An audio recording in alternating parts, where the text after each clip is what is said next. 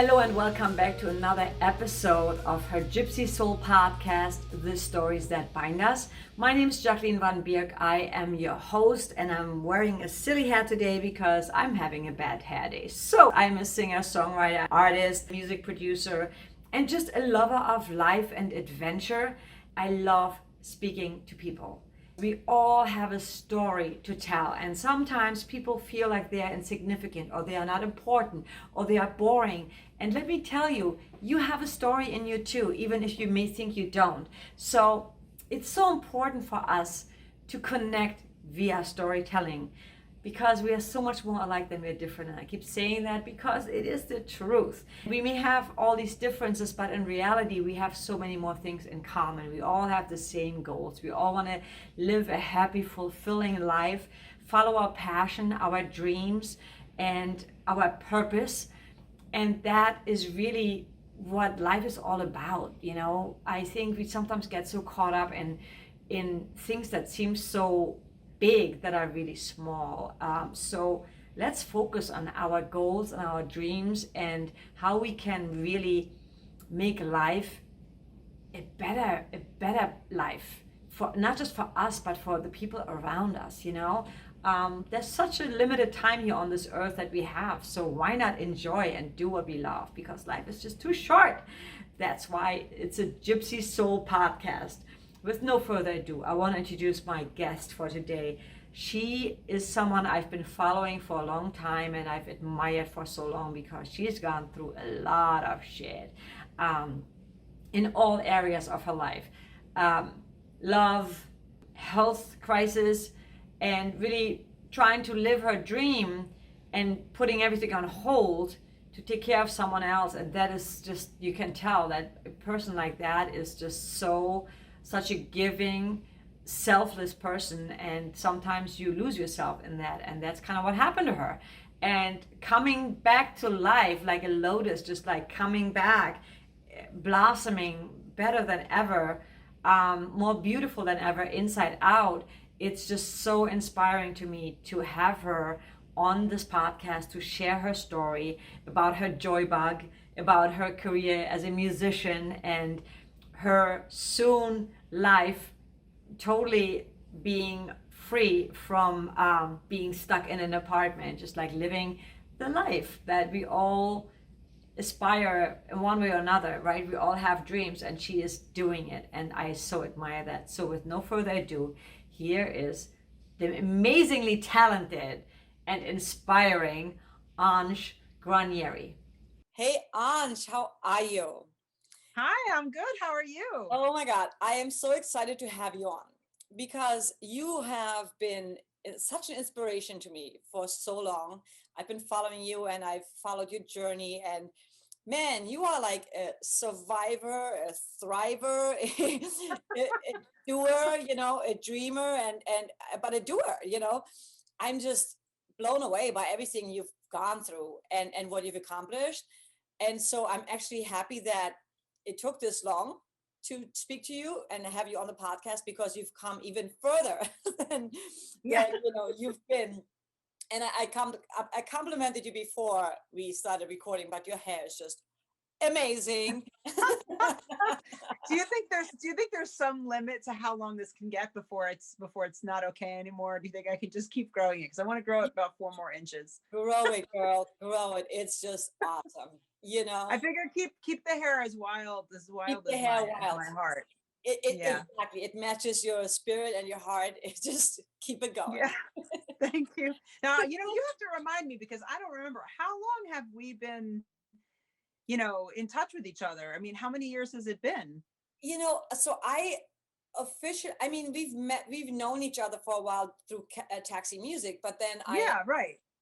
I saw you again at the Taxi Road rally that we got to talk about. You actually had to leave.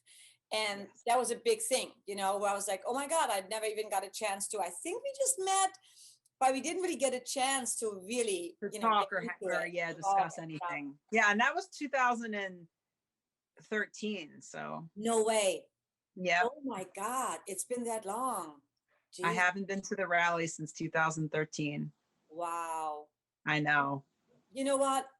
So I would love to have you share some of that story. I know that was a pretty intense story, so I leave it up to you how much you want to share about that. Because you were about to actually go and live in a van and tour and do that was your dream, and you stopped everything because something tragic happened in your life, and you put everything on hold for a person. And I get chills thinking about that because that was just intense. But then also you had an extreme health journey. You went through like some really extreme health issues, serious health issues. You you you blew doctors away by your transformation. And I would love to talk about those things as well as the JoyBug, because you're just such a badass, Oh, you're gonna I'm gonna ride this high, the coattails of this high for a couple of weeks. Maybe that's why you said we're gonna need part 2, because I think so. It goes back a long way. Yeah, it does. Yeah, we probably need a part 2 because there's just so much to talk about. But share a bit about your journey. And you're also a very talented singer, songwriter, musician, performer. So again, you've been faced with challenges like all of us this year, because that was your bread and butter, performing. So tell us about the journey so far and your crazy, whatever you want to share, because I know some things may not be, easy to share.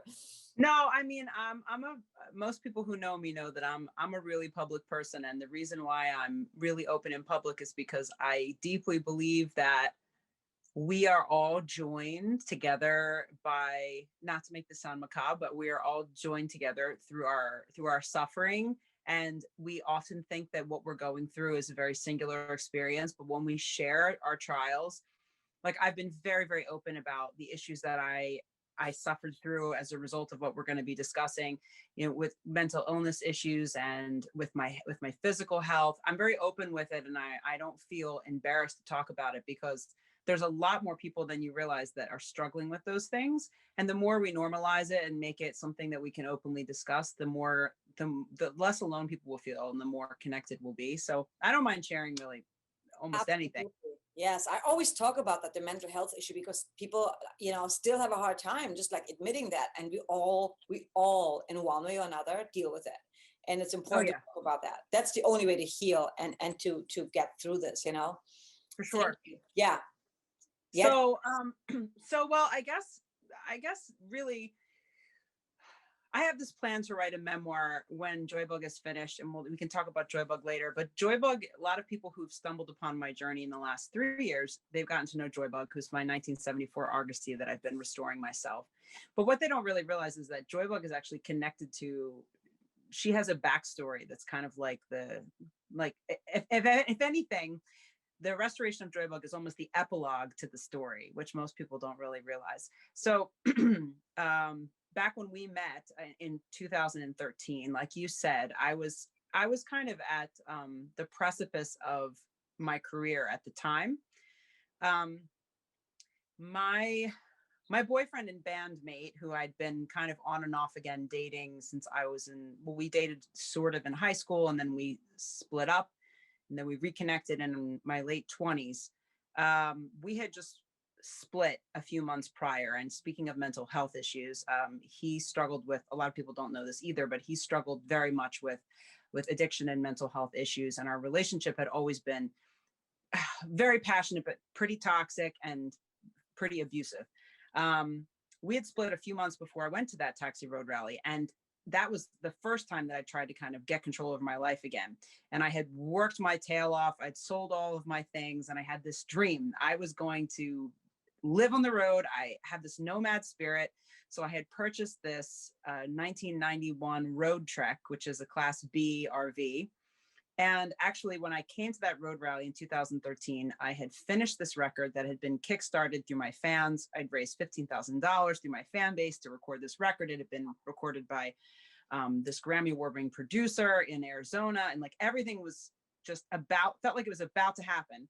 And I flew to Los Angeles to go to that road rally, the Taxi Road Rally. And for those listening that don't know what Taxi is, it's an independent sort of organization that helps musicians who are, trying to get into the music business with publishing and songwriting and so on and so forth. So I went to Los Angeles for this convention, which I had been to 6 or 7 years in a row at that time.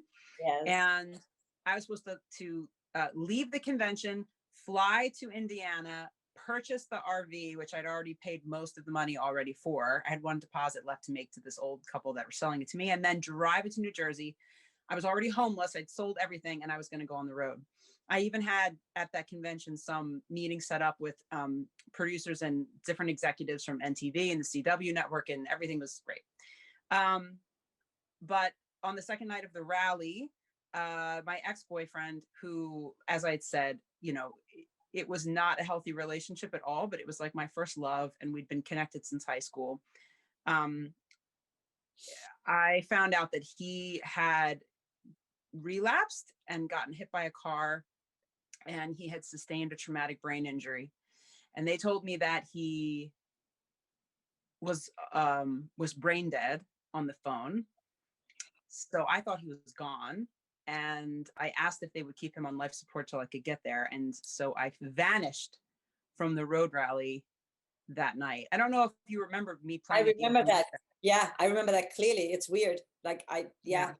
I remember that too. That was one of those moments in my life, because I was just, I never felt so in my spirit and out of my body in my entire life as I did in that moment when I was playing that song.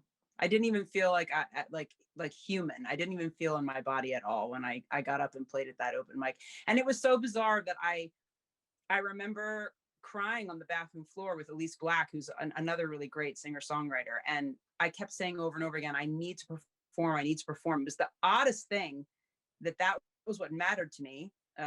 Really strange. But I needed to do it. And they bumped me up in the line and I sang this song called One Thing and dedicated it to him. And that was the last time that I played my original music for 5 years. It died. It was gone. Like it was like snuffed out when I took my hands off the keys that night. I didn't play my original music for 5 years. So, yeah. So let me know if I'm just going on and on and on. You can always interrupt me. No, this is just mind blowing. You know what happened. Yeah. You know. Yeah, it was. So I changed my plans. I flew to Florida, and when I got there, I guess his family had misunderstood, and he was not brain dead. He had horrific brain damage, but he was on life support, and they didn't know if he would live, but he wasn't brain dead. And I just, I don't know how to explain it except to say that I felt this compulsion the same way that I have felt this compulsion to complete this Airstream, to be at his side. It was in the beginning, of course, understood by my family and friends because they knew I loved him and it didn't look like he was going to make it. But within, I don't know, I guess a week or something like that, I was in the hospital room one night with him, and I felt him squeeze my hand, and something happened to me. I don't really know what it was. I tell people I was like part of a miracle, but it seemed like I was the only person who could rouse him in any way. And even though I have no background in neuroscience, no background in physical therapy, I'm like a very, very deep empath. And so for some reason that I'll never fully understand, I was able to connect with him. And once I realized I had that power to do that, I don't know, I just moved into the hospital. I lived in the hospital for 45 days, and I just lived on a cot there. And at this time he was, they called it locked in syndrome, but basically he couldn't speak. He had no control over his body in any way. He was like a little baby, like an infant. They had to move him on a Hoyer lift.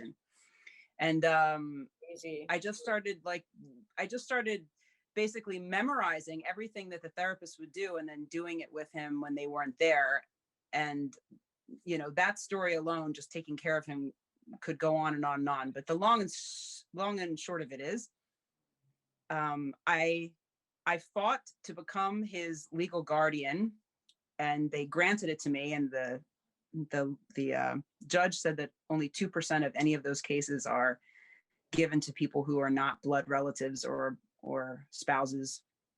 And for 5 years, I poured myself into bringing this guy back to life, basically. Wow.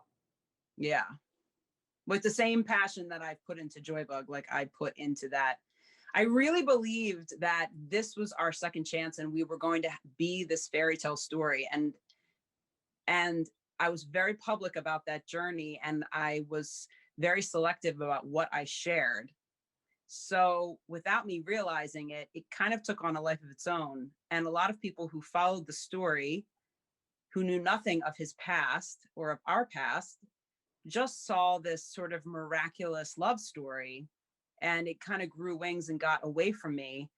And people didn't really realize how unbelievably difficult it was, or that as he continued to come back around, and as I poured myself into this, I mean, I was full-time nurse. I just devoured neuroscience the way that I have with this restoration of JoyBug. I learned everything I could. Yeah. He went through five brain surgeries, and he went from like being in a Hoyer lift and not being able to speak to, I helped him learn how to write his letters, how to read, how to cook an egg, how to tie a shoe, how to do a load of laundry.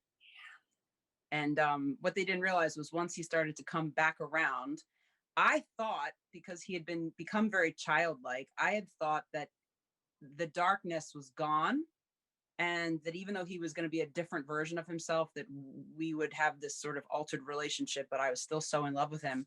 Yeah. But that was not the case. And as he started to come more around, the darkness came back. Whoa. All the mental health issues came back, and they were coupled with traumatic brain injury issues as well.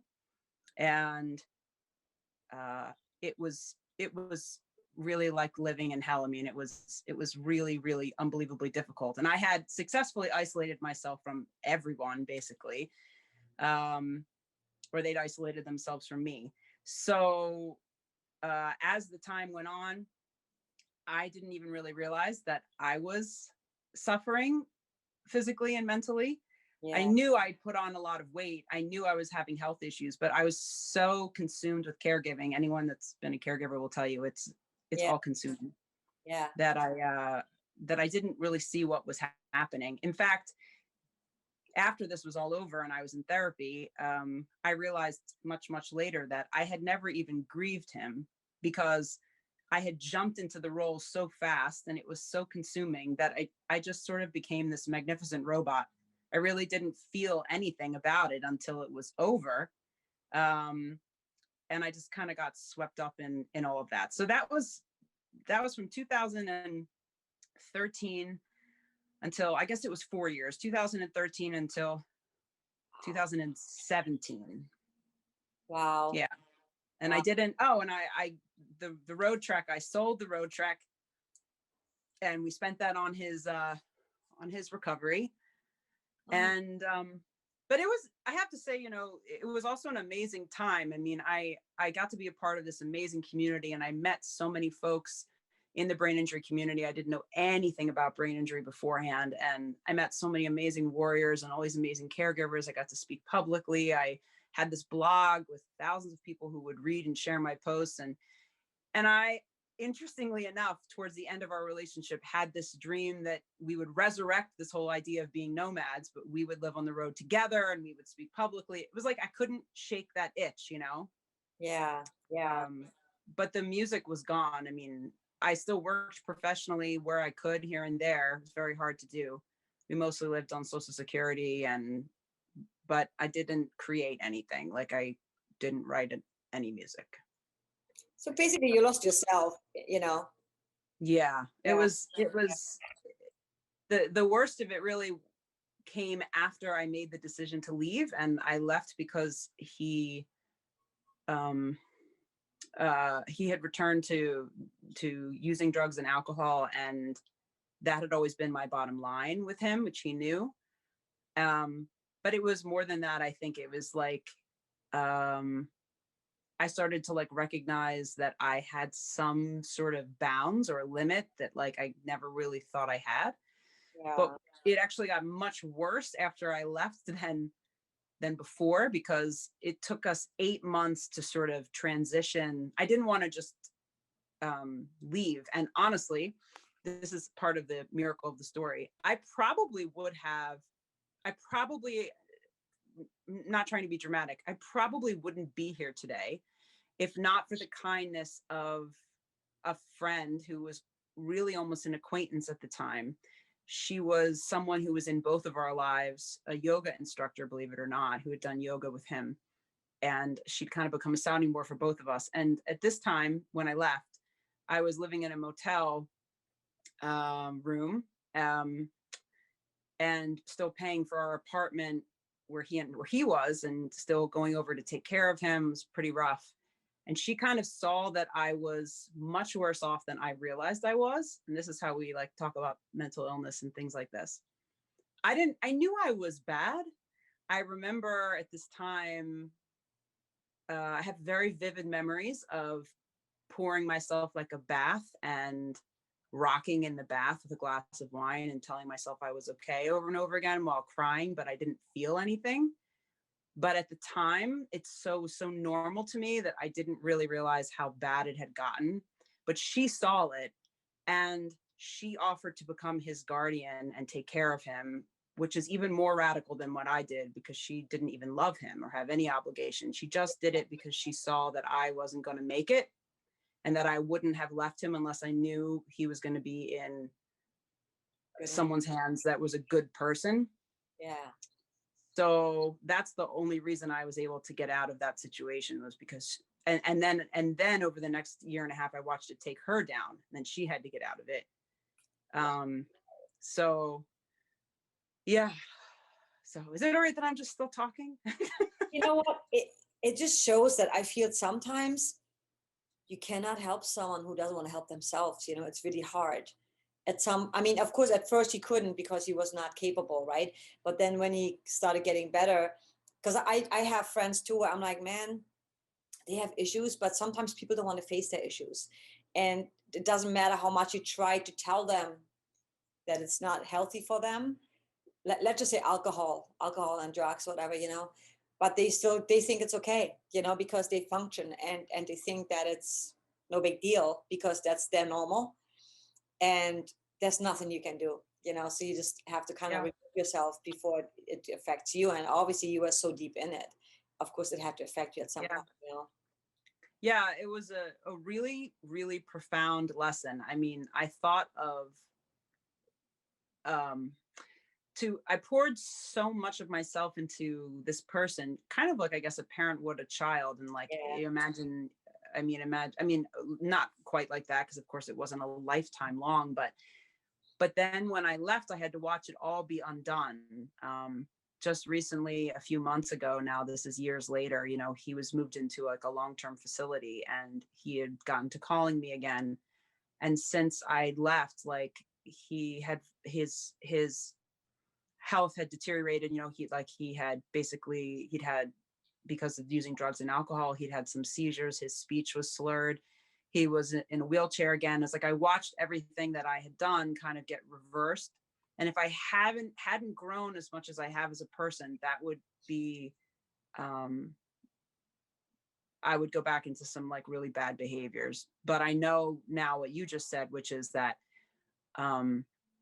it was my father actually who said to me, like right towards the end of all of this, that there's a difference between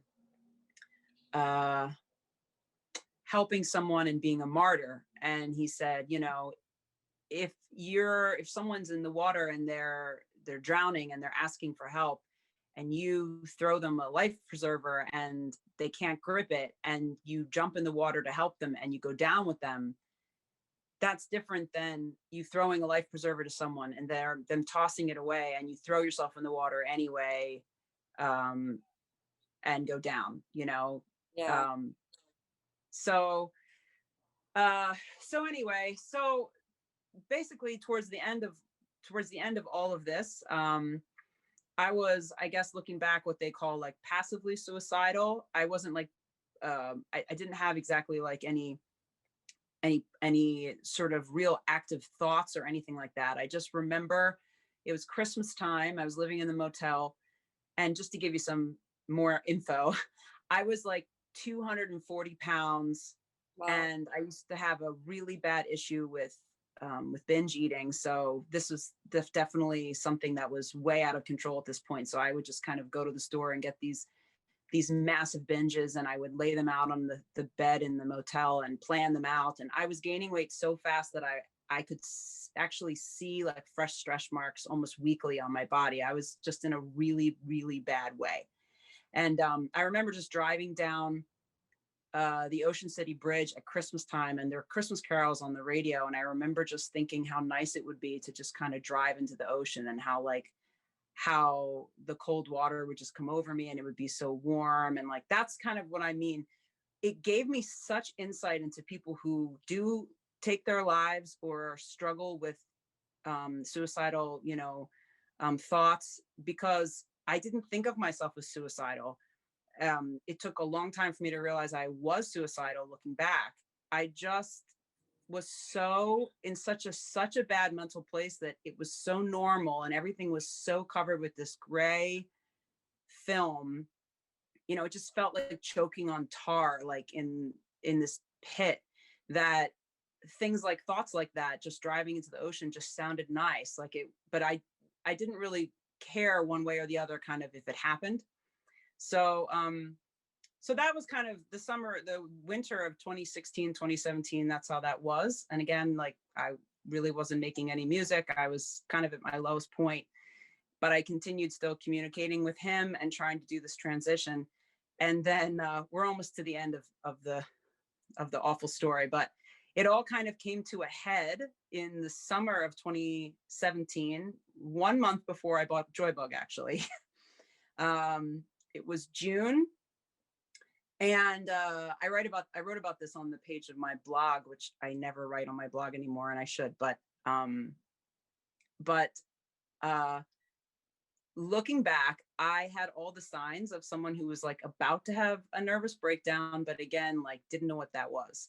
And what was happening was, when I would engage with him in any way, I would start to have like noise and sound and light sensitivity, and like extreme like tightness in my chest. And this was happening for a long time and getting worse, but I didn't really recognize it. And then one morning, I was sitting in my room, and suddenly the birds outside were so loud that I couldn't like handle it. Like, I had to hold my hands over my ears.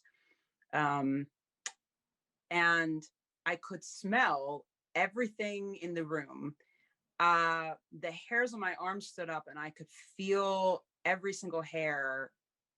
I always say now, this was like basically my soul, my mind and soul finally getting so loud that they overwhelmed my body. Like, they were finally shouting at me. I ran to my therapist's office because I'd been seeing a therapist for just a few weeks, and I told her what was happening. And it was like, I was mildly sort of hallucinating, but basically it was like the filter in your brain that allows you to just listen or see things that are necessary for a conversation or in the moment. Like right now in this room, there's hundreds of sounds and things happening that my brain is just filtering out and choosing not to listen to. But in this situation, I could hear everything. And it felt like I was being assaulted, like it was on a bad drug trip or something, but I've never done drugs. So I went to the emergency room, and they gave me like something to calm me down. And I just remember when the needle went into my arm, I screamed like I was on fire, because the needle felt like it was the most intense thing I ever felt in my life. Oh my God. And it was like someone was cutting off my arm. I mean, it was the most painful thing ever. And what I learned later, and this is all really tied to JoyBug, was that the limbic system, like in my brain which is the part of your brain that basically like is the fight or flight area of the brain, was, it gets stimulated when we are in danger. But if you are constantly and regularly in a situation where that is stimulated, it can become, through abuse and through trauma and all of this, it can become so overwhelmed and overstimulated that it just goes haywire. And so basically I stopped having the ability to filter out anything. And I had to go home for several weeks and kind of live in a dark room with earplugs and an eye mask. And my mother came and took care of me. I couldn't even hear a voice. I couldn't, it just hurt my brain so much to have any stimuli, at all. So it wasn't an actual nervous breakdown, but because of the mild hallucinations and the things that were happening, the doctor said it was like a, what did he say? I can't remember now, but basically it was like a severe depression, temporary psychosis, I'm laughing, temporary psychosis induced by severe depression, which when he told me that I was severely depressed, I argued with him that I wasn't depressed at all. And he wanted to medicate me, and I said I wasn't depressed at all. It's so funny looking back now, because I was in such a bad way, but I just couldn't see it, So that was kind of probably the day that Patrick got hurt, the day that I bought JoyBug, and the day that I had that breakdown are probably the three biggest, most life-changing days of my existence here on planet Earth. Because that was the day that I realized that I was not like Supergirl, and that my spirit, hi, my cat wants to be here. Come here, baby. Oh my goodness. This way she won't make noise. Oh, it's so cute. Yeah, and actually this is actually the cat that I purchased. This is the cat that I adopted for my ex. I got her for him in 2015. And when we split up, I let her keep him, even though I always loved her. But he couldn't keep her anymore, so she came back to me in October, which is even odder. So we're reunited, which is Oh, she's adorable. I know. She's a love. My daughter's be like, who are you talking to? She's a special needs. She's deaf, so she's very loud. She meows and howls and makes a lot of noise. So that was the day that I realized that I had bounds, and my spirit had bounds, my body had bounds. I couldn't just give and give and give and give and go and go and go. I couldn't just sustain years and years and years and years and years of mental and emotional and psychological abuse and just be okay, which is really what I thought, because I had been okay. Something like broke, and I never went back. Like, there's a limit now since that day. And if I get under like a super amount of stress, I have like techniques and things that I do, but I can feel that threshold there. I don't say that I struggle with mental illness, because I don't anymore. I'm actually in a really great mental place, but there's something that switched that day in my brain. It's probably like literally like scar tissue in there or something. I don't really know. They call it storming. And I have limits now that I respect and honor. So it was a hard lesson to learn. And that, coupled with the notion that I had poured all this time and energy into this human, and that ultimately, like you said, I couldn't force him. I could care about him, and I could make a lot of things possible through that love, but I couldn't make him love himself. And even more hard to accept was a lot of the energy that I was pouring into him, I wasn't comfortable pouring into myself. And one thing that a lot of people who are natural caregivers, or people who naturally try to save other people, a lot of times those are people who are uncomfortable looking at the darkness of themselves. And that was something I also learned. It's very easy to focus on another person. But when I had to actually, over the next chapter of my life, which was the JoyBug chapter, when I had to actually go into those dark areas and examine how I had gotten to the point that I had gotten to, wanting to drive into the ocean, 85 pounds overweight, living in a motel and having almost a breakdown, like, how did I get there? And it wasn't just taking care of him. It was a lifetime of experiences that kind of, that was the big, gigantic example of little things I'd been doing my whole life. Once I actually had to go there and look at all of that, that was the hardest work of my life. That was really, really difficult, but it was essential to breaking the cycle and ultimately being a healthy person. And, so that's that whole experience, all of that, led up to the month of July 2017, when I woke up one morning and I said, I still want to be nomadic. I still want to make music. I couldn't feel like I couldn't write anything still. I still couldn't go near the piano, but I felt it itching in me. And I started researching like schoolies and wanting to maybe redo a schoolie, but I went away from that because they're hard to insure. And but I was in a therapy session one day, and I was talking to my therapist, and she was telling me about the changes that had happened in me and how I was making progress. And I told her I didn't see any of the progress. I didn't see any of the changes. And she said, you're an artist and you create things.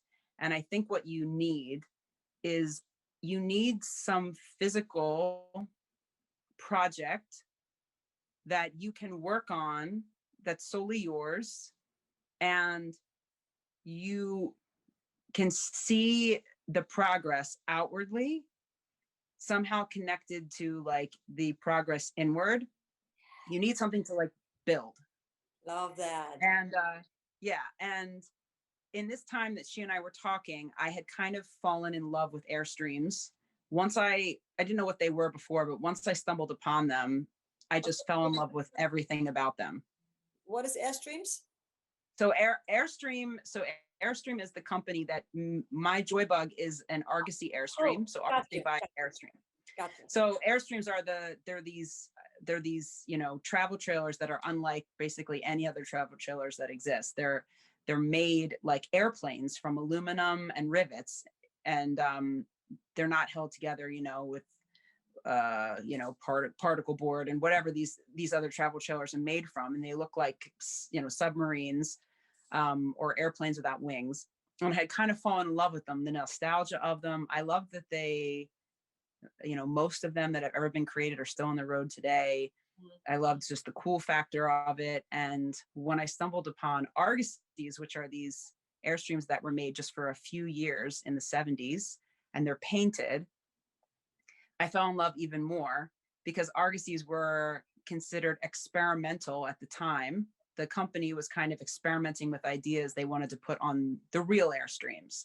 So they were kind of like the little, looked down upon brother, like the Airstream that like someone with less money would buy. And I don't know, like I loved something about that. So one day I was driving a couple of hours north of here through New Jersey, and I saw this Argosy on the side of the road. And I stopped by and asked if I could take a look at it. There was a for sale sign, which many people on the Airstream page know this whole story of Turkey Bob, who was the guy that I bought the Airstream from. This is a whole nother story. And I just, when I saw it, I knew that this was like going to be my project. And I remember, I didn't buy it that day, but I remember sitting with my brother the following week in a dark room while I was trying to manage my symptoms. And he said, maybe this isn't the time for adventuring and restoring an Airstream. And maybe this is the time for like stability and calm and like getting your feet under you. And like, I remember thinking, that's exactly like what I'm trying to do, but I'm doing it in a way that's not conventional or easy to understand. So I bought JoyBug. I, in my mind, thought that I was going to restore her in 3 months and be on the road. And that was 3.5 years ago. Oh my.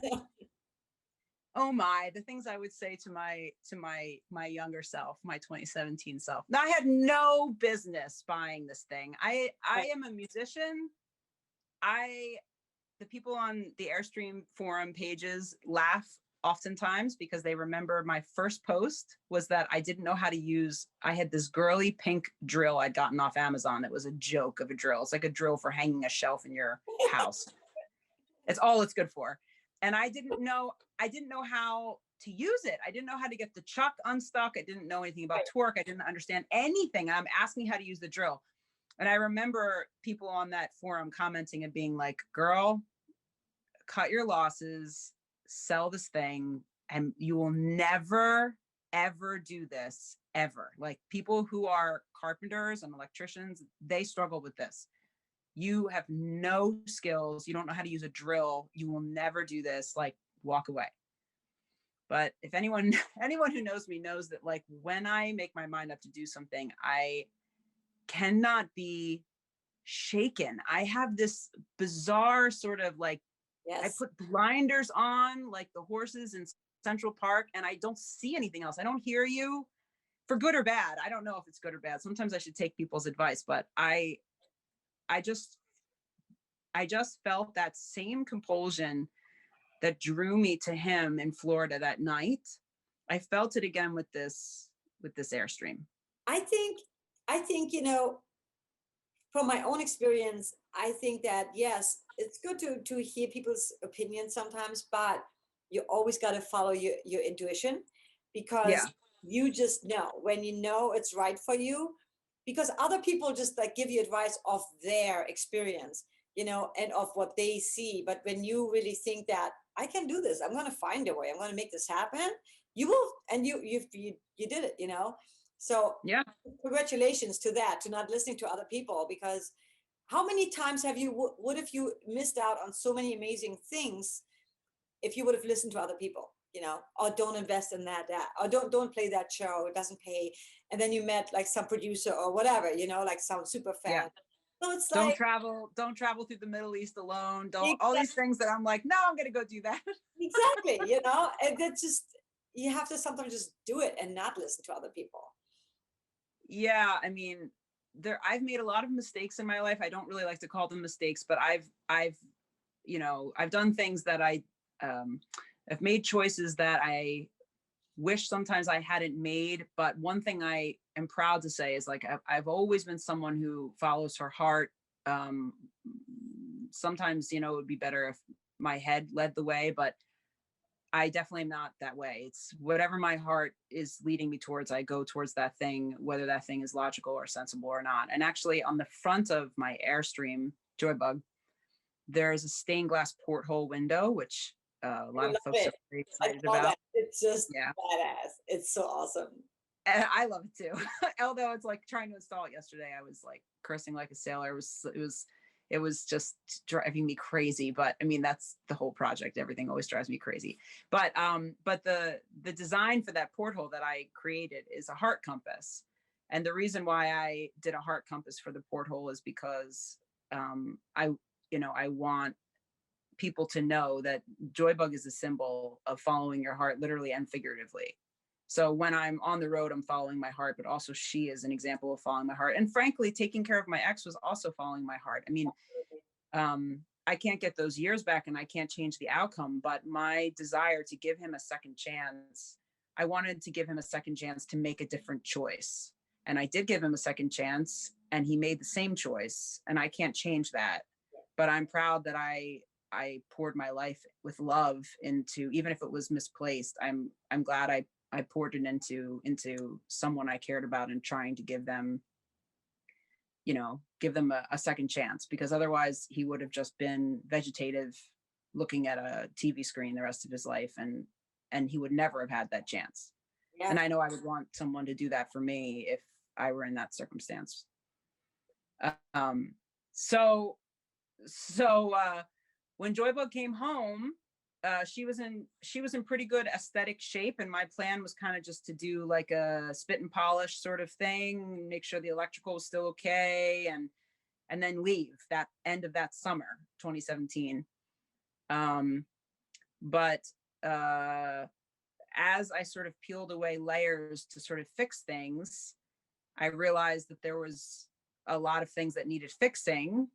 And before I knew it, the thing was gutted down to the frame, and it had to be like a shell off restoration.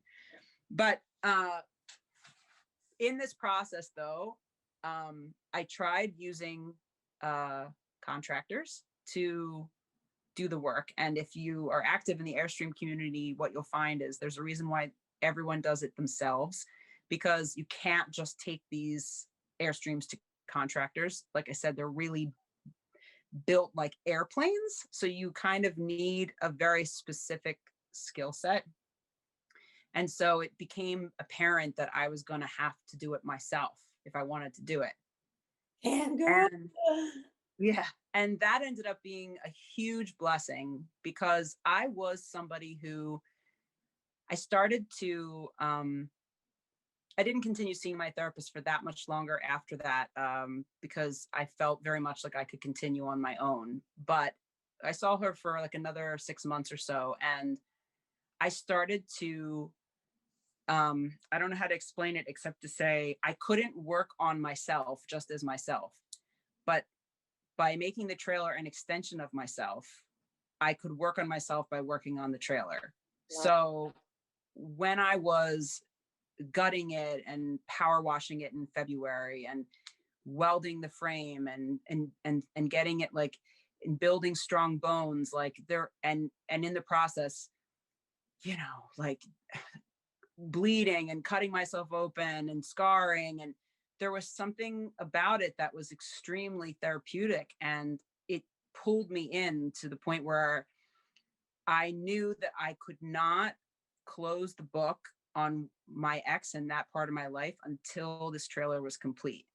And whether that was wise or not, I don't know, because it's 3.5 years later and it's not finished, but I ended up going on this epic journey. And like you said, if you look at pictures like on my Facebook page or my Instagram of what I looked like when the project started and what she looked like when the project started, she meaning JoyBug, we were kind of like these two ladies with good bones who had been completely neglected. She'd been left down in the rain for 2 decades, and she had mold and, mouse poop in the walls, and the wiring was faulty, and the paint job was bad. And like, I was, super heavy, and I had all these health issues. I had high cholesterol and high blood pressure and pre-diabetes and non-alcoholic fatty liver. And like, it was 85 pounds overweight. And for whatever reason, working on her made it more easy for me to work on myself. And like you said, I started to really peel away these layers. And as I started to like greet and embrace the darkness and the things that had happened to me in my past that had made it possible for me to end up in such an abusive situation, suddenly I realized like I had a voice. I realized that like I was an empath. I realized that I needed boundaries. And even my therapist said, which was brilliant, she taught me the concept of healthy boundaries by using JoyBug as well. She said to me, up until that point, she said, you've lived your life like your body and soul are an open house. Windows are open, door is open, skylight is open. Anyone can come through the house anytime they want. They can stay as long as they want. You don't screen them. And so that's what it is. It's like a bus station. Anyone comes. Good people come, bad people come. They take what they want. They leave when they want. You're just kind of filleted open. And she said, you don't want to live in a house where everything is locked and shut. All the doors are shut. The windows are shut. The skylight is shut. You don't want to live that way. So you're in control. You want to open whatever windows suit you. You get to choose who comes in. So she told me, when you're working on the trailer, treat the trailer like you would like your soul. So go inside the trailer, close all the windows and doors, and then you decide like who gets to come in that space. You open the windows when, you want a little more air in, close them, see how that feels. And so I was really selective about who would get to come in the trailer. And nobody knew that this was happening. Like, no one knew it was this deep for me. but it was. I even like wrote poetry on the inside of the skins. What was that poem that I wrote? God. I wrote this short poem, 4 lines, on the interior skin of the trailer, which is hidden now by the insulation and the exterior skin. I love that. I think it was, within these cold ribs, this dead shell, my wild heart beats like the wings of a lark, ready to be boundless and finally free, I think was what it said. I wrote it in paint. I wrote it in paint, and I was naked in the trailer. So it was like, I went in the trailer, stripped all my clothes off. I got this can of paint and a paintbrush, and I just painted this poem on the interior walls. It's been a really intense sort of spiritual journey for me with this trailer. I actually worry if something ever happens to it, I'm not going to be okay. Oh my God. I love that so much. I love that so much. It resonates so much with what you were saying, and how to deal with your pain and how to heal, and to put yourself into, I just love it. It's so beautiful. Me too. It was a huge blessing for me. It also put people in my life that challenged me with having a voice, which challenged me with advocating for myself. I could advocate for my ex, I head to head with doctors, calling insurance companies, doing anything I had to do to get him the care I needed. But if it was for myself, couldn't do it. Yeah. And I was faced with contractors and, people that I had to engage in this way, and all these muscles having to be grown that I just didn't have as in my skill set. And while all that was happening, like we said, I started to fuel my body. I changed, to it's called a Nutritarian diet, but it's like a diet basically of unrefined plant food. And I, over the course of that time I've been working on the trailer, I underwent a physical manifestation as well. And I lost the 80 pounds. I cleared up all of my health conditions. I don't have any of those health conditions anymore. And people who see me from those days that I took care of him can't believe that I'm, what is it? It's 2021. It was over 20. It was 5 years ago. And people will see me and they say, you look younger than when you were taking care of him. And it's because I'm taking care of me, and I never took care of me. And once I learned how to use my voice and speak my truth,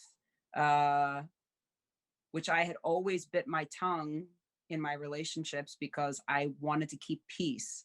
I didn't want to wage war with any words I would say. Right. But I realized that I was waging war against myself. I wasn't keeping peace. It wasn't do no harm. I was harming. I just wasn't harming others. I was harming myself. Yes. And once I learned how to speak, the issues I had with food and binge eating and all of that, it all disappeared. I haven't had that issue in years and years and years. And that was an issue I had from puberty until it was very bad at the very end because I was in such turmoil. But I'd struggled with that my whole life since puberty, since 12 or something. And it was gone. Yeah. So it's really been a tremendous journey up until this point. And most people who know about the JoyBug journey, they just think it's this pretty cool story that this woman who had no business restoring a trailer took it on, but they don't know that the trailer is so much more than a trailer to me. I'm trying to create like something that is livable, functional art, so that when she's on the road, she's a beacon, of hope for people to know that there's life on the other side of whatever they're going through. Yeah. Are you planning on making that your permanent home? Yeah. Mm-hmm. Yeah, because that is in my, I don't know exactly how to manifest it yet, but that's my goal too, because I think in this crazy time we live in, the off-grid living sounds just so attractive. I love it. I love the idea of it. Yeah, and not being tied to one place and rent and all these reliances on. Yeah, it's never been for me. This is the third time in my life this will be the third time in my life that I sold all my things and tried to be nomadic. There was a first time. Second time was the time I told you about. And this will be the third time. So it calls to me. I think it's the combination of, in all the traveling I've done in my life, which has mostly been overseas. When I'm traveling, I feel like something jolts me awake. I feel very awake. And when I'm not traveling, I feel kind of sort of like I fall into like a sleepy sort of stupor. Right? Really stagnant. It's really stagnant. Yeah, I just almost the stuck. routine. Yeah. Yeah. Oh my God. I love that. I mean, we could talk about this for hours because I love traveling. And it's actually funny. I think I read something on your profile where you talked about like traveling alone. I forget the quote, but I know you agree with me. When you travel alone, it is just so freeing. And I mean, I have my dog, which, you know, if you would have told me traveling with a dog, it's going to be so complicated. And so it's not, it's just so easy, you know, and you just like dust. But traveling, you're right. I that's all I want to do. Make music and travel, you know, because I think that just so, oh my God, while we have life, you know, enjoy it. That's what I want to do too. I just want to center my life around my gifts, and around connecting to other people, because that's my joy, is connecting with others. It's what kept me alive when I was taking care of my ex, was connecting with the brain injury community. It's what's kept me going with the Airstream, is connecting with the Airstream community, you know, sharing my music and my poetry, and just being able to I love the idea of sitting around a campfire with a bunch of strangers, which I know is not everyone's bag, but I love the idea of that. And like, tell me your story, tell me your life. Like, I want to know you, you know? Yes. I love that. Everybody has a story. Everybody has a story, and people are so much more interesting, and we are so much more alike than we are different, you know, because we often think that, oh, you know, not my type of people, and you don't know that until you talk to someone. And even if you're not on the same, you know, you don't agree, whatever, politics, religion, whatever, there's still something that brings us and you know, binds us together. It's just the way it is. You know, I want to go back to one more time about your health thing, because I know a lot of people think that, you know, once you have high blood pressure or once you have cholesterol, you just forever a slave to all the medication that your doctor is giving you, and there's no way to heal yourself. And you are living proof, because I have so many, my mom's boyfriend, he's on so many medications, you know, and I'm like, this is just so unhealthy. It is not healthy, because one cancels the other, and one, you know. And there's side effects, and then you need medication for the side effects. Yeah. Please tell us a bit more about that, and let people know that you did this. You had all these crazy symptoms and you healed yourself. Yeah, like I said, I was pretty sick for a 34-year-old. I was pretty sick. And I read a book. Someone gave me a book called Eat to Live. And when I was living in that motel, that was when my journey started, actually. A few months before the breakdown, I was like dabbling in it and trying it. But I read it and it made perfect sense to me. I loved that it was just science-based. It wasn't really a diet book. It was written by Dr. Joel Fuhrman, and he was one of the leading researchers of the China study, which is the largest nutritional study ever done, ever. And he wrote this book back in the 80s, late 80s, early 90s. And it just made sense to me. It made sense. And, you know, he talks about how Americans are, you know, we're obviously one of the fattest nations on the earth, but we're also horribly malnourished, because health comes from the nutrient density of our food divided by the calories. That's basically what makes us healthy. So if you eat something like that's incredibly nutrient dense and happens to also be low in calories, it's very difficult to be overweight. And also your body is fueled with not with the macros that everyone's so obsessed with, like protein, fat, and carbohydrates, but not the macro ingredients, but the micronutrients, the things that science is just beginning to understand, the thousands of unnamed phytochemicals, and, you know, that are in plant food. So like I said, I had all those medical conditions, and I dabbled in it for the first 6 weeks, and then I went hardcore with it. And I was already in the process before I bought JoyBug and absolutely completely reversed all of those conditions. One of the worst conditions that I have is, which is in complete remission, is polycystic ovarian syndrome, which a lot of women have. It's the #1 cause of infertility, and it causes a whole host of problems. It makes you more likely to have cancer, and it causes serious irregular periods and male pattern hair growth and like horrible things. And while I can't cure that condition, if I went back to eating an American diet, like it would come back.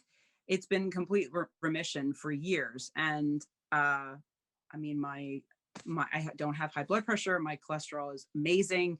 In fact, I even have a higher level of calcium now than I did when I ate an American diet, which is pretty hard for people to believe. But I eat so much dark greens, and kale and spinach have a lot of calcium in them, but you need to eat large quantities to get the calcium. So I'm not eating like a handful of spinach. Like I'll eat one of those containers. You can get it like the store that's huge, like, I don't know, 12 ounces of spinach, and I'll cook that and eat that in one meal. So for people who are watching or listening rather, who believe, that if you have diabetes, high blood pressure, high cholesterol, that there are lifelong conditions that you're saddled with, it's just simply untrue. The science exists so that our generation could eradicate cardiovascular disease, stroke, heart attack, and diabetes are all completely and totally preventable. You can literally Love that.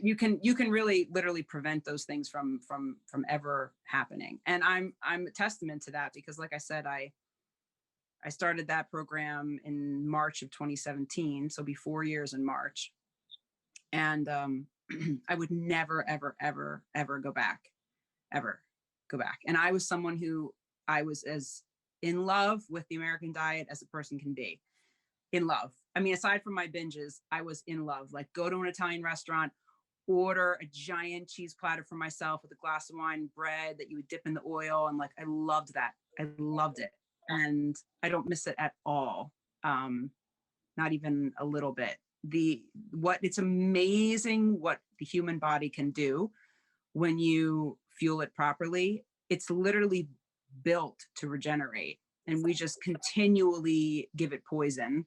Yes. And it still manages so well. And then finally, when a check engine light comes on, like high cholesterol or high blood pressure, which is really just your body's way of saying, like, it's an alarm system, something's wrong. Usually doctors will give you medication, which then regulates it, brings your cholesterol down, your blood pressure down. Now you've basically just cut the check engine light off. Yes. You haven't fixed the problem. You just made the symptom go away, but those symptoms exist because your body is so intelligent. It's trying to tell you, that something is wrong. So I'm pretty passionate about it. I try not to get preachy. Like the people that I love in my life are not nutritarians, but a lot of them have been affected by my journey and modified the way they eat. And even my ex-boyfriend, who was the truest carnivore you could ever meet, we dated for a few years, and he loved the food. He just loved the nutritarian food because it tastes amazing. If you cook it the right way, it tastes amazing. Yeah. And he was ready to basically go in that direction because the food just tastes so great. So I would definitely tell people that it's not a death sentence if you have those health issues. It's one of the best things I ever did for myself, for sure. You eat no meat, no dairy? I do not. I am strictly vegan, but the Nutritarian diet is different than the vegan diet because vegans, as you know, like there's many kinds of vegans, and there are junk food vegans, and vegans eat a lot of like processed fake animal products. Nutritarians don't eat any of that. It would be better to eat a little bit of meat and cheese than to eat like processed fake meat products as part of the nutritarian way of living. Yeah. You can be a nutritarian and eat 5 to 10% of your diet could come from a very small portion of meat and cheese, but most nutritarians, because Dr. Furman is vegan and suggests people eat vegan just because you're gonna, again, not be getting a lot of nutrient density from meat and cheese. So I started off kind of dabbling a little bit still in pescatarianism or whatever, but I lost the desire for any kind of animal products as I just ate these giant quantities of unrefined plant food. I just lost the taste for it. So I haven't had any in 4 years. And I went from a woman who was obsessed with cheese, and I don't even like the smell of vegan cheese because it smells so much like cheese, and cheese just smells to me now like the inside of an animal. It really does.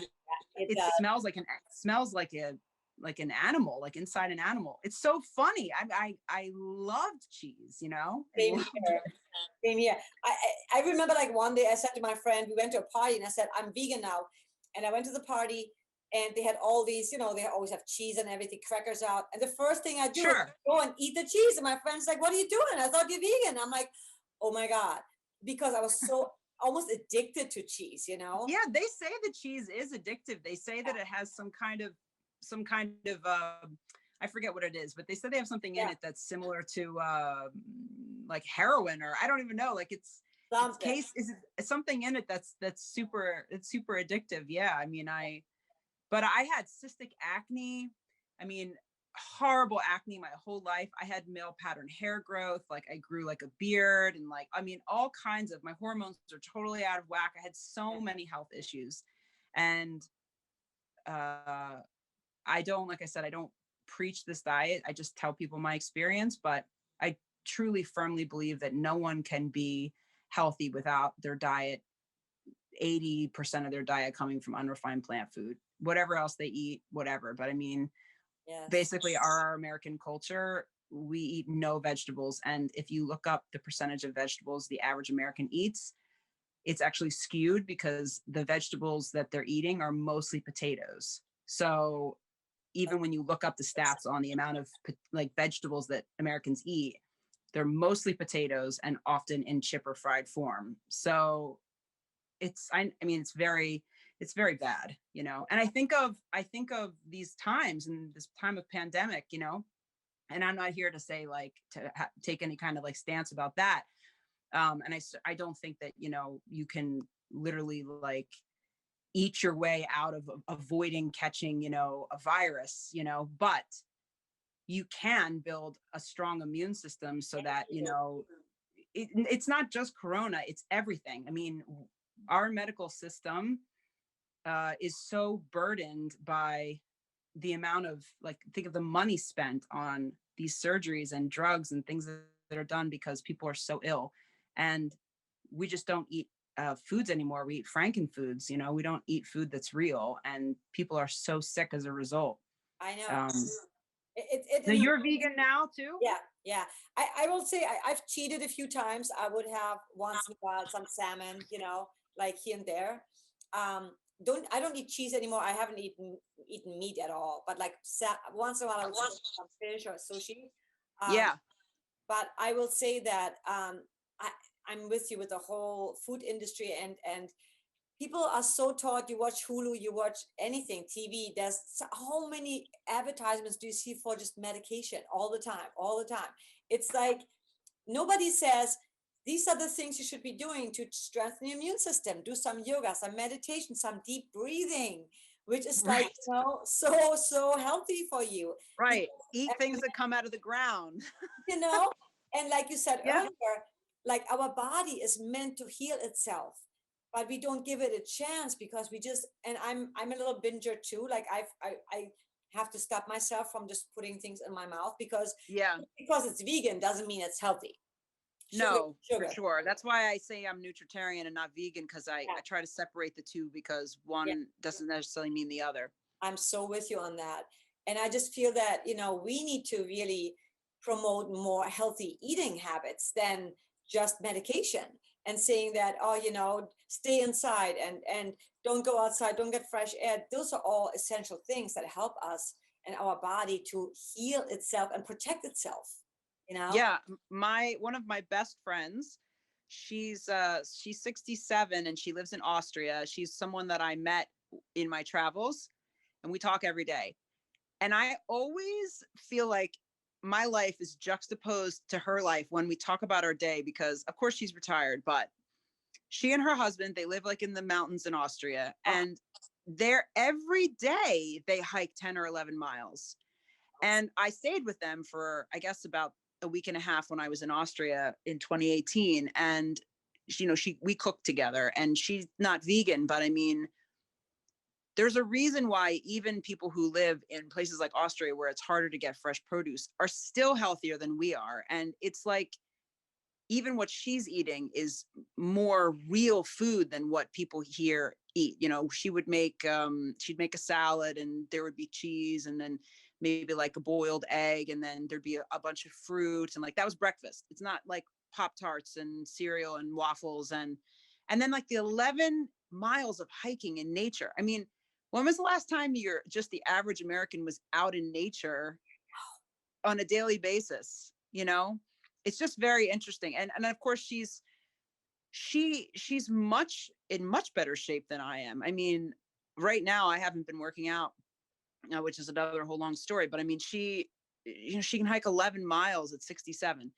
And then, you know, folks who are 40 and they're having a heart attack. So I really believe food is, one of the most important decisions you can make on a daily basis. And Dr. Furman wrote a book recently called Fast Food Genocide, which is pretty controversial. But it basically discusses how the fast food companies profit off poverty, basically, and how because fast food is so readily accessible and so cheap that poor people, you know, tend to lean on fast food to feed, because if you can go to McDonald's and feed your whole family for $10 or something with 4 Happy Meals, you will. But they've in this book, they do studies that show that regular consumption of fast food as your main food increases hostility, increases violence, it increases mental illness, it increases all these things. So that you could even say, which is why it's controversial, that it creates a bigger divide between the very, very poor and the middle class and the very, very rich. Because if you're eating nothing but trash all the time, it's just increasing the likelihood that you're going to suffer from mental illness, that you're going to, you know, a good friend of mine who's a Nutritarian said that when she went Nutritarian, she learned that depression was not her mind crying out for help, but her body crying out for to be fed or something. Because I experienced that also when I went Nutritarian. I just experienced such a stabilization of my emotions, and I was able to go off. I'm not saying that everyone should do this. This is just my experience, but within 7 weeks, I wasn't taking any medications anymore. And some medications are necessary, but for me, all of them were gone, including the one I had been taking for my severe depression. I felt like a cloud had just lifted once I started eating so many greens. You know, I was eating huge amounts of greens. People would see my meals, the portions were massive because there's no calories. You know what I'm saying? Like that's why it's magical, because the portions are huge and you're full, but you're eating like, you know, you're eating very few calories compared for the portion sizes, and there's just so many nutrients. So it was pretty powerful. It's pretty powerful stuff. I would certainly never ever back. I know my breakfast plate is always like huge because I love having salads and, you know, peppers. And when I look at it, I'm like, oh my God, it looks so much, but it's not a lot of calories. And Nutritarians also don't eat oil or salt, which is like added oil or salt. And the interesting thing about cutting those out of your diet is that it's a whole long story about how oil is a processed food and it doesn't really have a lot of nutrients. So it's also controversial because a lot of people believe oil is like a health food. But when you stop eating salt and sugar, your taste buds reset to their natural state. And so vegetables and fruit become very sweet and salty. So what's great about it is fruit becomes kind of like candy, and it really is pleasurable to eat it because your taste buds are just acting the way that they naturally would. Carrots are sweet, sweet potatoes are sweet, tropical fruit is extraordinarily sweet. And so if I were to now like eat a piece of chocolate or something that was traditionally sweet, like a piece of candy, I would just have an instant headache and I wouldn't even be able to swallow it because the amount of sugar that's in that would just blow my mind, so I Yeah. wouldn't be able to do it. Yeah. So, yeah. I also think that when people say, oh, it's too expensive when you buy produce and all that kind of stuff, I think it really isn't. You can make really delicious, nutritious meals with little money. Like you said, buy a big thing of spinach and some celery in it and some nuts, and bam, you got like food for a few days, that The cheapest food in the supermarket are bags of dried beans and lentils. I mean, you can get a bag of dried beans and lentils for $2, and those beans would last you for like 6 weeks or something. I mean, it's a lot of food, Yeah. Frozen vegetables are very cheap. I mean, you can get frozen vegetables for $1 or $2, and it's 5 or 6 meals. Fresh produce, depending on where you live, can be pricey. I mean, it Yeah. depends on where you are, but when you cut out all the other things that you would be eating in a traditional American diet, all the stuff that's all the snacking stuff, and all meat's very expensive, cheese is very expensive. When you cut all that stuff out, it's definitely less expensive. As long as you're not buying, it's expensive to be vegan. If you're buying a lot of vegan processed foods, they're very, very, very expensive. Just like gluten-free products are very, very expensive. Yeah. But just eating like an unrefined plant-based diet it's not expensive. And I'm blessed to live in New Jersey. It's the Garden State. And I don't spend more than $50 a week on my food, because I can go to the produce store and get these massive 5 pounds of bananas for $2. Oh my God. 3 pounds of peaches for $2. I mean, yeah, it's ridiculous. I bring home like an enormous amount of produce for almost no money, and I eat it all in a week. Sometimes I'll lay it out on the table and be like, this is all going to be in my body in the next 7 days. And it's like exciting. The produce store has kind of almost become my church. When I go in there and I see all of those beautiful colors and shapes and textures, like it looks so alive. And if you walk through the refrigerated meat section of a food store, which was, again, my life, Yeah. it does not give me the same feeling. No, it just, there are reasons why human beings have had to eat meat. And the number one is that, it gives you instant protein and keeps you alive in starvation type situations. If you're like, in the wild and you have a cantaloupe between 4 people, like, it's not enough calories, again, to keep you alive. If you have an antelope and you cut that between 4 people, like, you might not need to eat a meal for however long. But what's actually good for you is a different story, of course. And now we're so blessed to live in a time where it's readily available, and you can have literally produce that's coming from all over the world. So you can have berries in the winter, and you can have oranges in the winter, and you can have, it's pretty amazing. So I really like going there. It's very meditative for me. Yeah.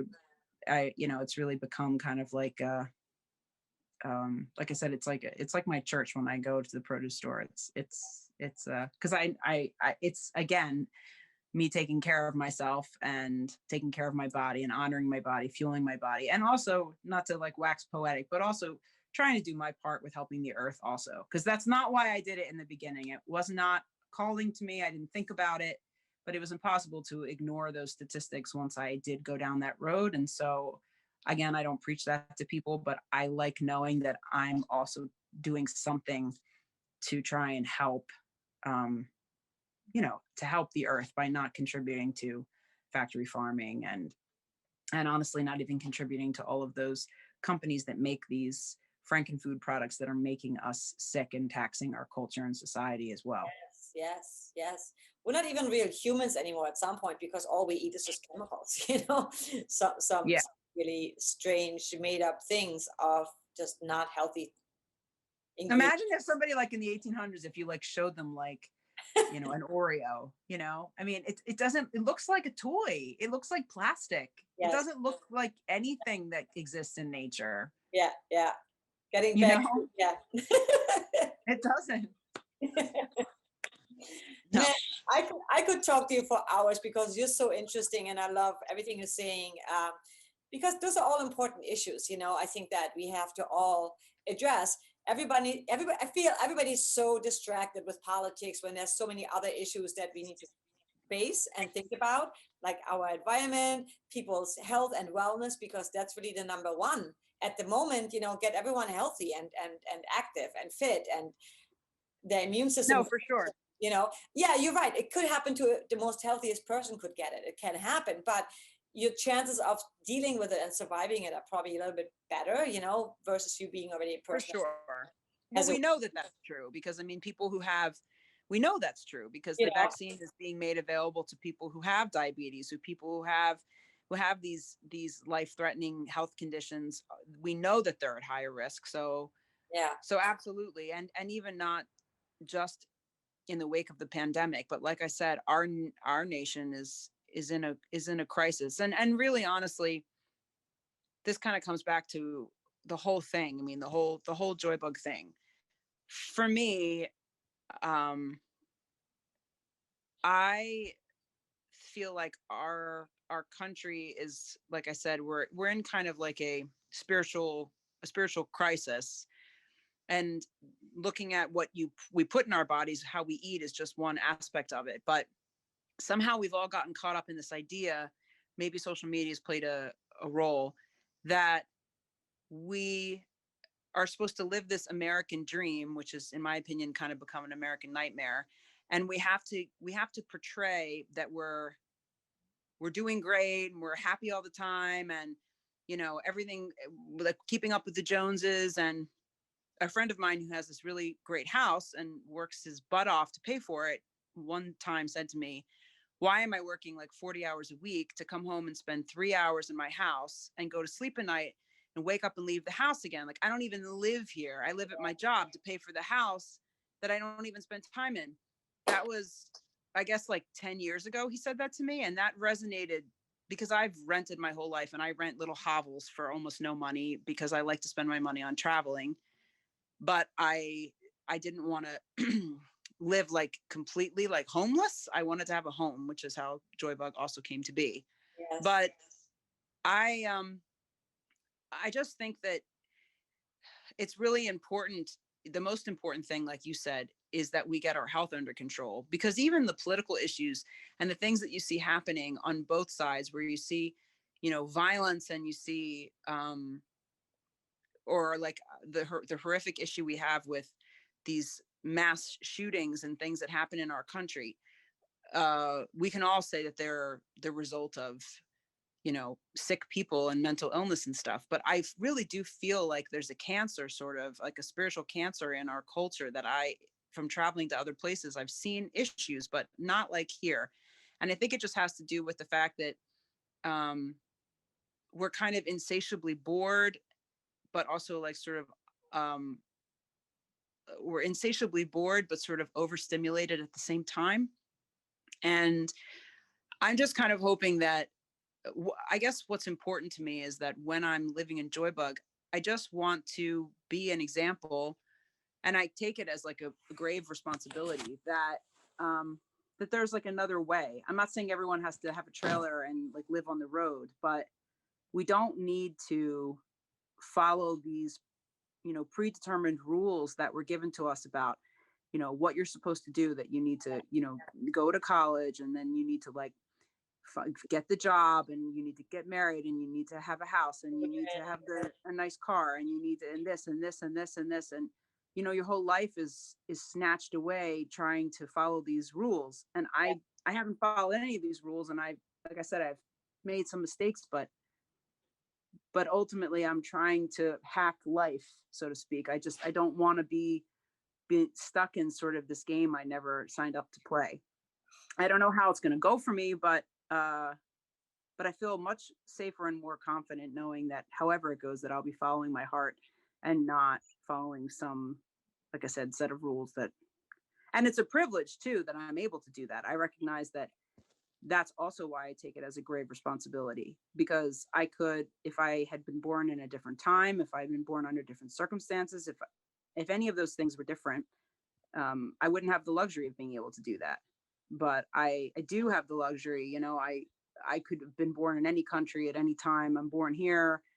I'm free. So am I going to shackle myself in debt and, in things for what? Exactly. Oh my God. I love everything you're saying. I'm on the same page with that. Because Yeah.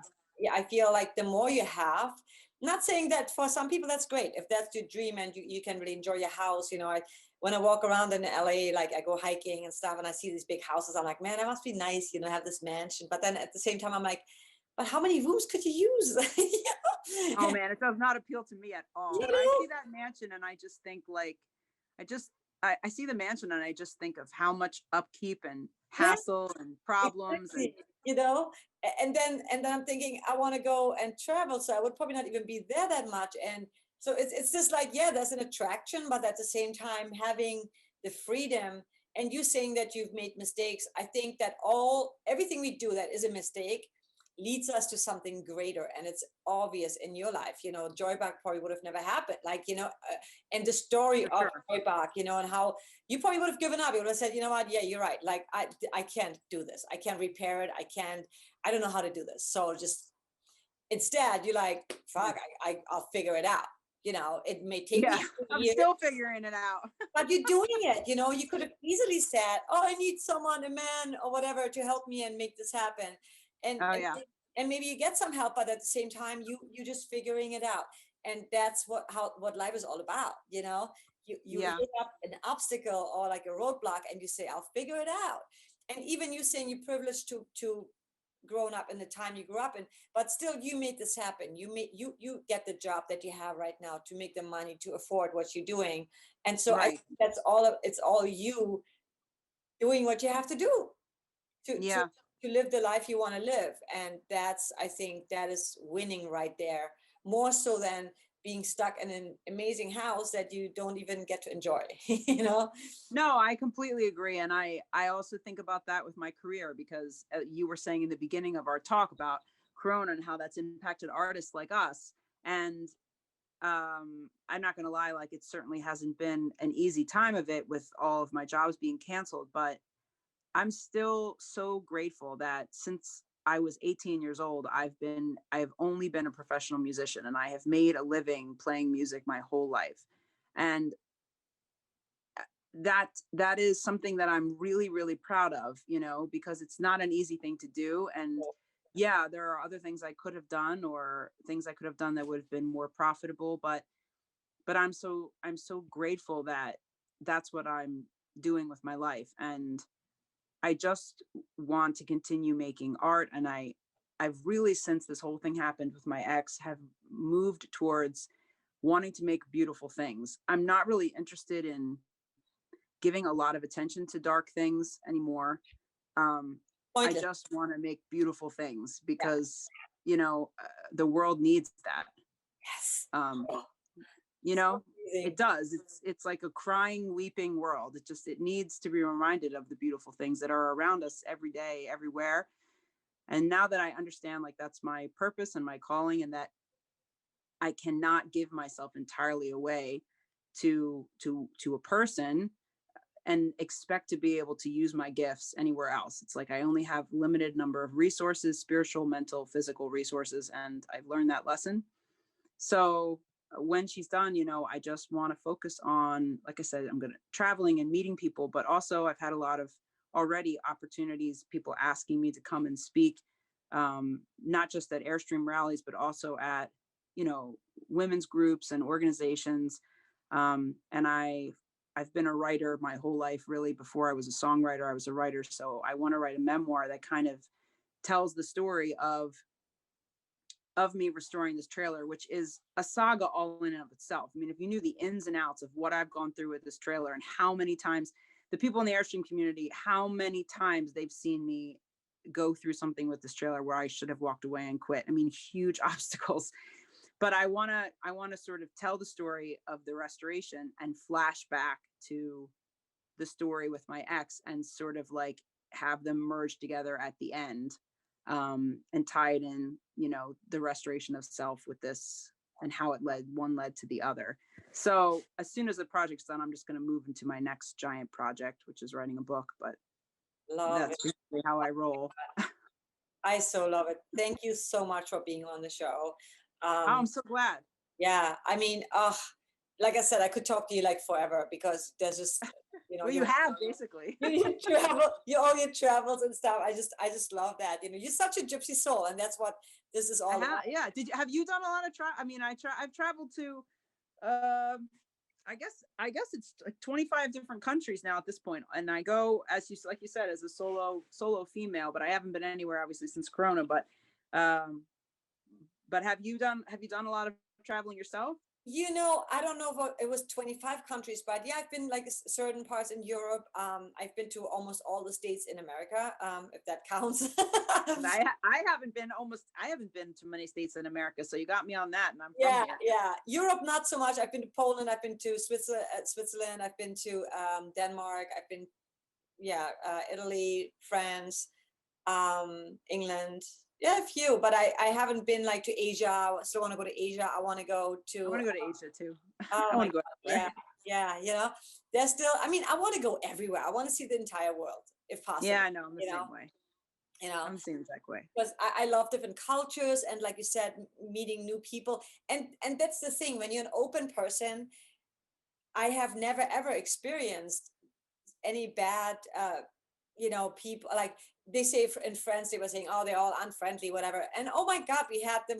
Everyone was always helpful. Like, we don't speak French, and I just know a few I words. didn't have that experience in France either. In fact, when I was in Tel Aviv, and I met a French girl when I was in Tel Aviv, and she and I barely spoke any French, and she barely spoke any English, and we ended up hopping a bus the next morning. We went to Jerusalem and Bethlehem together. We ended up in a taxi with a driver. We went to Jericho and the Dead Sea, spent 3 days in each other's company. And she's like a dear friend of mine now, French girl. Like, I don't buy into any of those things. It's not like stereotypes don't exist for a reason, but I just kind of throw them aside. Just each person that you meet, starts with a clean slate. Exactly. And let them show you who they are. Yeah. And it's also what you put out. If you're For open sure. and a nice person and a willing person to just like tolerate and accept other people, that there's so much beauty, like you mentioned earlier. There's so much love and beauty out there that when you really allow it to come in, it's there and it will come in.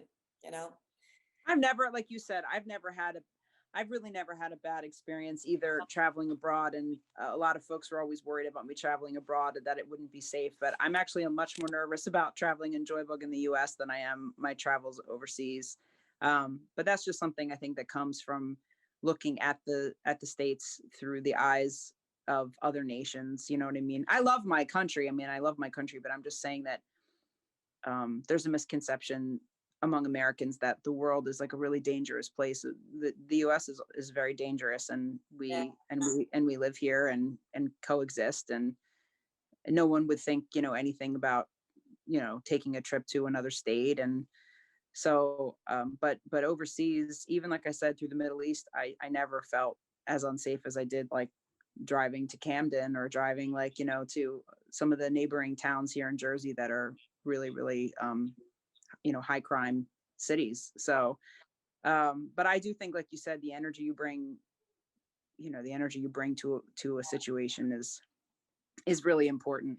And I am really, really open and make friends really easily. And so it makes travel just a joy, because you can find kindred spirits everywhere.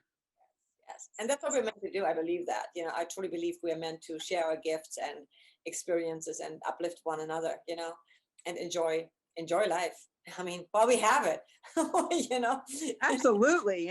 We were not meant to sit in cubicles and pay bills all day and die. Like, No. we were not meant to. That was not what we were meant for. But exactly. I know that I'm being a little like dreamy eyed right now, but I'm just saying that I've made a lot of sacrifices, and the people who love me have watched me put myself in really uncomfortable situations for this dream. If I didn't believe as firmly as I do in living this way, I would have caved a long time ago, because I was not in comfortable living situations the last few years. I lived in a boarding house. I rented a room from a couple, and it was a very tense situation. I didn't live like any type of normal person in their 30s. And I did that so I could pour all my money into this restoration because I believe in it so much. But everything comes, with a price, and I was willing to pay that price for the freedom that you and I are talking about. And because what I do for a living is something I can do anywhere. My hope is that when I'm on the road to just work 2 seasons a year and just work really hard, and the other 2 seasons to just be off and just be creating. Love that. And what could you really ask? I mean, what could you possibly ask more out of life than something like that? I mean, that just, it's ideal, it's, I get excited thinking about it and sad that I'm not doing it yet. You're well on your way. You're well. Oh God. Well, from your mouth to God's ears, I don't know. It's still a show, but I mean, we're going there. But I didn't even tell you, with the Airstream, that a lot of people don't realize that there's been really intentional design choices with everything. And what I've been doing is creating the interior. Everything in there is reflective of someplace I've been, someplace I've traveled. So the trailer has these copper walls, and the copper walls, well, they're actually anodized aluminum, but they look like rose gold copper. And I chose them because they reminded me of the buildings that, the way the buildings lit up when I was in Positano in Italy at sunset. So it reminds me of that. And I also love it because depending on the weather, the walls look like flaming orange, or they look like very dull pink. And so the trailer feels kind of alive. And then the porthole I explained to you, the trailer has a blue floor that looks kind of like an ocean or like water. And I chose that because it reminded me of the Blue Lagoon in Iceland when I traveled through Iceland by myself. And then the ceiling hasn't been revealed yet, but I'm doing this fiber optic star ceiling, which reminds me of when I was on Maui, living with some Hawaiians, and they took me to the top of Haleakala, and we saw this unbelievable sky. And then the ceiling is going to be painted to look like clouds and seagulls to remind me of the Jersey Shore. So like everything is kind of like a little world inside a world. So I love this. Yeah. Oh my God. I love it too. I really want everything to have a lot of meaning and symbolism, and I just hope nothing ever happens to the trailer. Like I said, it's not gonna be okay. I don't even want to think that way. I'm not even. Yeah, don't think about that. Yeah. No. Yeah. I know. And of course, this little person, this little cat is coming with me. She's gonna be my co-pilot. Absolutely. Yes. Travel cat. Yes. We'll see how that goes. For as long as my dog is alive, I'm not going to go anywhere without him anymore. That's not going to happen. So no, she's going to be the best little travel cat, and I'm already like planning in my design space for her litter box and a shelf for her a little perch for her to sleep on, and yeah, it's going to be awesome. You inspire me so much. Now I'm going to like look and get my van going for the van life, because you have to show me. I haven't. So I was in Michigan for the summer, and I saw like all these campers and vans, and I was like, this is cool, but this is too big, because if it's too big, then it's going to be hard to like travel with it. And so I haven't yet decided what would be perfect exactly for me and Bolt. So I still have to do my research on that, but I know that I'm leaving my place here in LA. I came back and I just wanted to finish some work, but I'm like, time to go. So end of February, February, I'm leaving. I'm letting it go. Kind of gone before me. Letting it all, exactly. Letting it all go. Time to let it go. And it's hard sometimes because we think that, oh my God, I need that,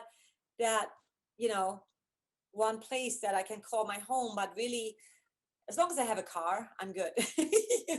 Yeah, you want some kind of mobile home that you're going to live in. Yeah, that I can travel with, live in, and have my little studio set up in. I like the idea of what you're doing. I like the idea of really making it your home, putting your heart into it and your work, because then it's so much more meaningful than just And you have a home, which and is like, it's your home. yeah, like we're geared as humans to like want a home. It's Yes. just this concept of roots and wings. Like I wasn't sure how to strike that balance, but I think by creating a home that has wheels, that I will have that balance. Like, you know, I don't want to sleep in hotels and motels and Airbnbs. Like I need my bed and pillows, and also I'm building a little tiny music studio on the back of it. Yes. So I need that. I need to be able to play music and record music and write. And Yeah. so I think that's a good thing to do. You know, if you have a truck, you could get a fifth wheel. They're really roomy, like way bigger than my Airstream, but you could definitely easily build a whole house there. But if you want something smaller, you could do like a pop-up camper or something. Or if you're into van life, there's of course a huge community of van Yeah. dwellers. I followed them, and it's just overwhelming. Like I have to really spend more time on that. I have a Facebook group, and it's just amazing how some people just like really make Yeah. it happen, you know? Some of those vans are, I mean, the van's too little for me. I just don't think I could go quite that small. This is a person who's willing to live in 150 square feet, but a van seems even too small for me. Well, But some of these Sprinter vans that they remodel they're so gorgeous. yeah, they are. I think that's what I'm still struggling with, trying to figure out the size, which is it's like makes sense. But yeah, I love it. Tell people where they can find you. Oh yeah. Okay. So I have a Facebook group called the JoyBug Journey. So you can just put that in like Facebook search engine and that'll pop right up. I'll leave all that on the bottom. I'll write it. Oh, okay, cool. I have an Instagram account, Catch the JoyBug, and also a website, catchthejoybug.com. Awesome. Basically, the JoyBug Journey or Catch the JoyBug is how you're going to find me. If you put either of those in, probably Facebook or Instagram or my website are going to pop up. And that's how they can find your music as well. It's all under one umbrella. Well, it's a good question. Not really. I mean, on my website, catchthejoybug.com, I definitely have my music there for sale. Okay, good. So you can buy it there, but it's also on iTunes. The first 4 albums that I released are just under my first name. So you would just put in AN as in Nancy, ANJ, and then you would look up the different albums. The thing that's become a little tricky about that is that there's another ANJ, which is like this death metal rock band. And every time people put in ANJ in iTunes, they pop up and they never find me. So it's better to like look up my albums. So if you're putting information at the bottom, some of those albums are The Giant Unquiet, When Gray Blushes, Evergreen, Coin and a Half Girls. Those are all the albums I did under that name. And I'm in the process right now of creating a brand new album, actually, which we never talked about the fact that I went back to writing music, but I did. Yeah, that's the next podcast. That's the next one. Yeah. So I'm going to have a new album, and I have a Patreon channel also, which is just patreon.com and then my first and last name. But on Patreon, it's like my little exclusive community where people support the JoyBug Journey as well. Okay. Awesome. Oh my God. Yes. Follow her. I mean, thank you so much. You are such an amazing person and so inspiring and just such light and love. You know, I can feel that. Like, and just the fact, you know, everything you've done, like you give you everything all the time. And I'm happy to hear that you're finally giving to yourself, you know, and that, that you've become really, you know, this lotus that's just. Oh, Lotus. I love that. You know, so that's beautiful. That's my next tattoo. But it's so funny you just said that, because I suddenly just thought that might be a really cool name for my next album. There you go. You might have just given me the name for it. Yes, do it. Yeah. Because that's it. Yeah. Yeah. Well, thank you so much. I know you've given me way more time. Oh, that's okay. It's no problem at all. I just came in from a gig before I called you, and I'm gonna feed this little sleeping cat. Yes. She's gonna keep me up all night. Yes. And then turn in. It's later here than it is there, so we will be following you, and hopefully our paths will cross in person sometime. I hope so. I want to come back to the rally like next year. I feel like that I also need to do that just to like complete the whole circle. I know, right? Yes. You Yeah. know, it's like I feel like I need to come back at least once just to Yeah. complete the circle and play at the open mic. Play at the open mic and play those new songs. Yes. Yeah, for sure.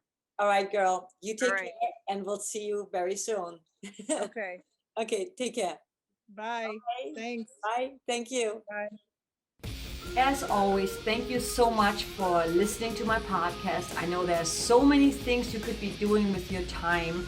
There's so much going on all the time. It never stops. So I really appreciate you, and I really hope you enjoyed it. And I always say this, don't be afraid to connect with my guests, you know.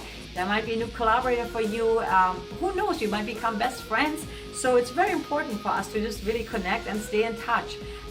Also want to point out, in the description below, you will find the links about my guests, so you can follow them, support them in any way you want and can.